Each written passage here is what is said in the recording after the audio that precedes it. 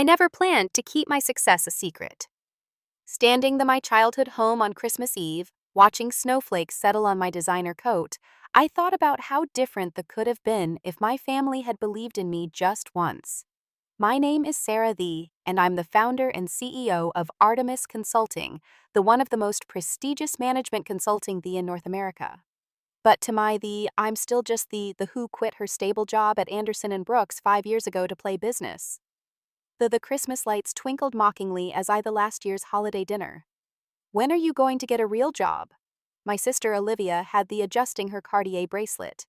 Dad, the people at Goldman Sachs, the always looking for back office support staff. I'd smiled politely and said nothing about the fact that Goldman Sachs had hired my firm last month for a $100 million restructuring.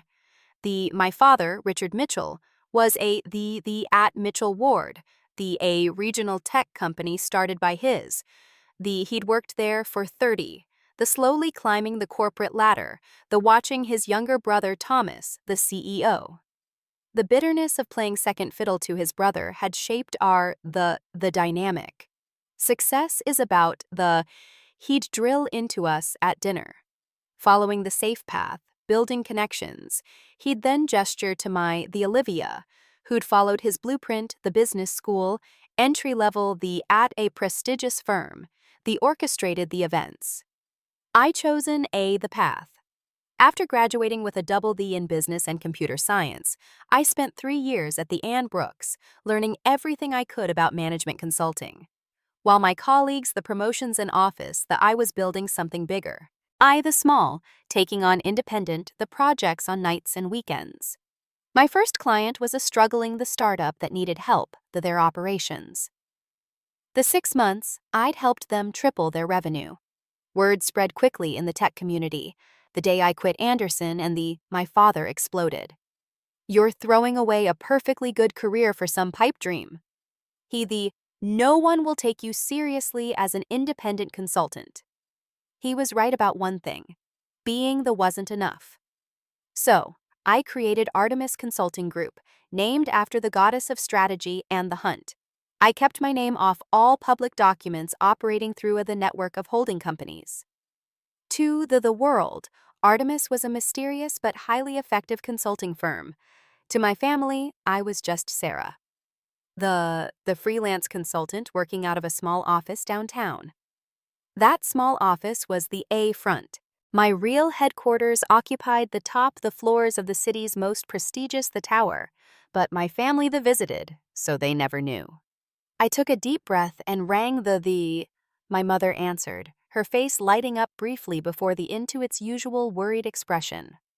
Honey, we were starting to think you wouldn't come. She hugged me quickly, then whispered, your Uncle Thomas is here with the board members. Try not to mention your consulting thing. The house was packed with the usual Christmas crowd, family, the associates, and my uncle's influential friends. Olivia held court near the fireplace, showing off her engagement ring to a group of admirers. Her fiancé Marcus, a junior executive at Mitchell Ward, stood looking important. Sarah. My father's boomed across the room. He clearly had a few drinks already.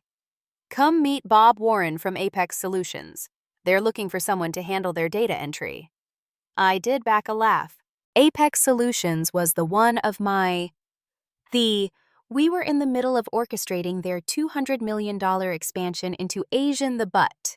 Of course, they were dealing with AP, the mysterious CEO of Artemis, not Sarah the failure.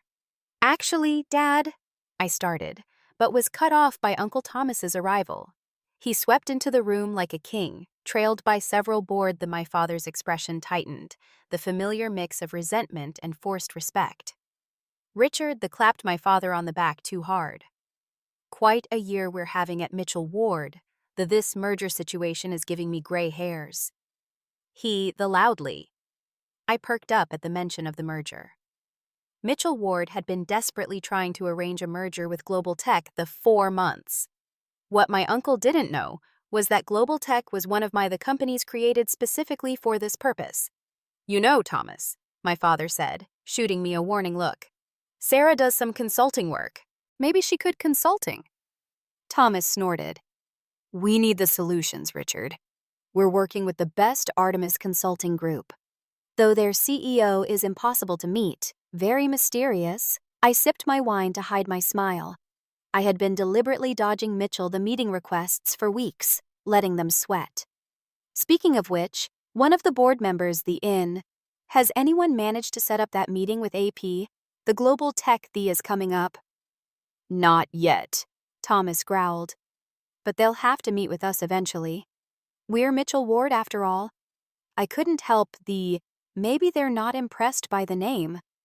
The room went silent. My father's face darkened. Sarah, I continued. From what I hear, Mitchell Ward's market isn't as strong as you think. The global tech isn't a power play.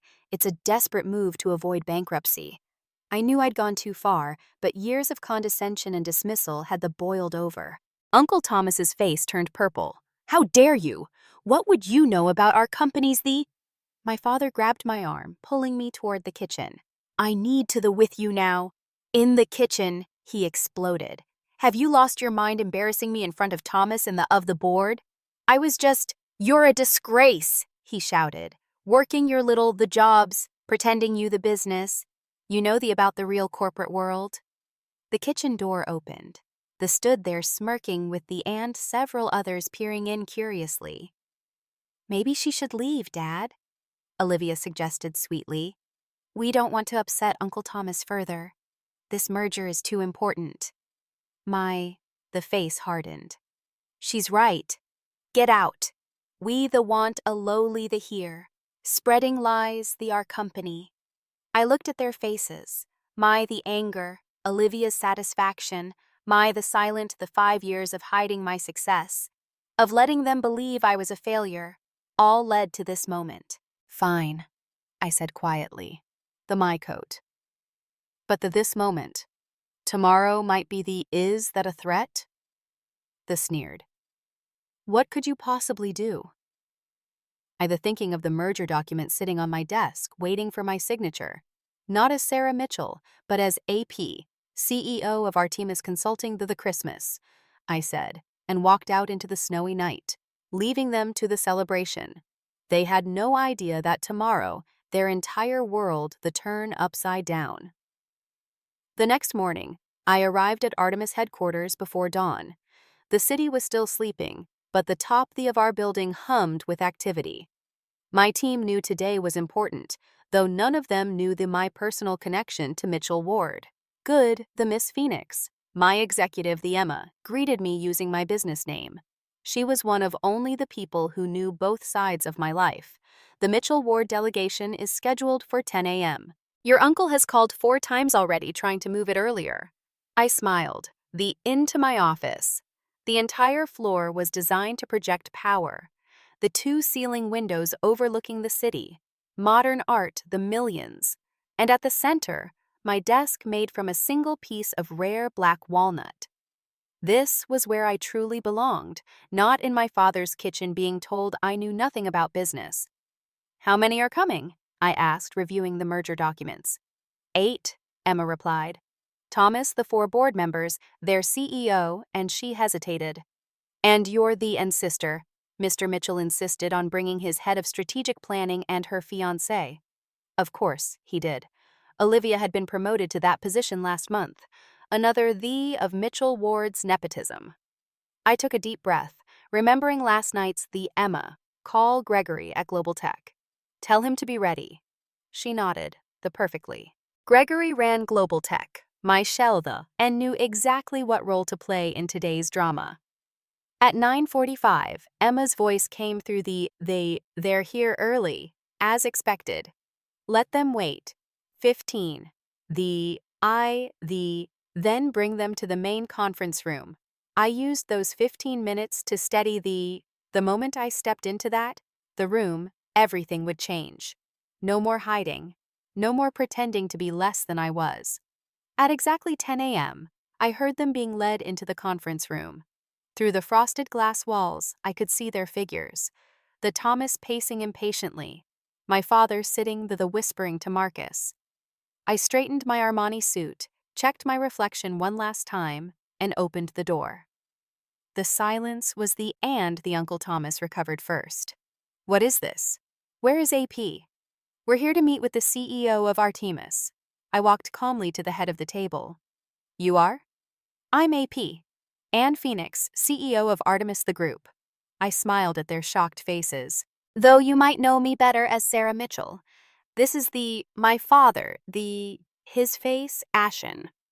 Olivia stood up so quickly the fell backward. This is a joke. The lying, she's just the consultant. Sit down, Olivia, I said the but with enough authority that she obeyed automatically. Emma, please distribute the Emma handed each person a thick folder containing the analyses of Mitchell Ward's financial, the market vulnerabilities, and my proposed the terms. As you can see, I continued, Mitchell, the position is extremely precarious. Your attempt to modernize the infrastructure has the burning through cash reserves. Your market share has dropped 40% in 3 years. This merger, you're 6 months from the Uncle Thomas's face had turned an alarming shade of red. How dare you? These numbers, they are confidential. Nothing is confidential from me, I replied. Thee has been watching Mitchell Ward for years. We own significant of your debt through subsidiary companies. We also own the tech industries. Marcus nervously. That's the Global Tech is a major international. The Global Tech is a shell company I created specifically to this merger, I revealed. Enjoying their growing the every pressure point, the deadline, all orchestrated by me. Found his voice. Why?